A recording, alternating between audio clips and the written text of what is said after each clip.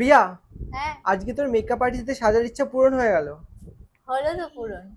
তোকে আমি সবসময় বলি যে মানে অনুষ্ঠানে গেলে যে আমাকে মেকআপ আর্টিস্ট বুক করে দে, মেকআপ আর্টিস্টদের সাজবো। তুই করিসই না সেটা, কখনোই করিস না। সে কাকিমার বার্থডেতে দেখছিস যে অঙ্কিতা, সুমি ওরা করছে, তার জন্য করেছিস, আমি জানি। তুই ইচ্ছে করে করেছিস, আমার মন থেকে করিসনি একদমই।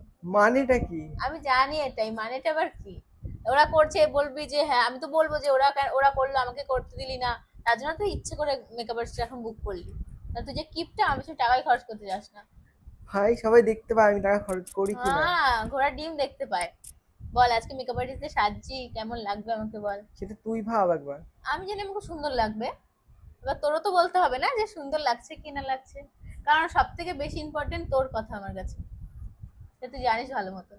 আর কে সুন্দর বললো বাজে বললো আমার কোনো যায় আসে না, বাট তুই সুন্দর বলবি সেটাই আমার কাছে ইম্পর্টেন্ট।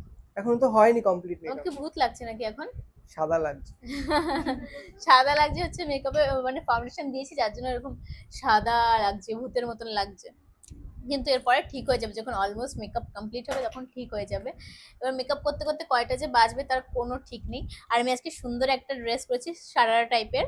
ঠিক আছে, এটা লিঙ্ক কমেন্টে দিয়ে রাখবো, চেক করে নিও। যদি পছন্দ হয় তাহলে কিনে নেবে, অসুবিধা নেই।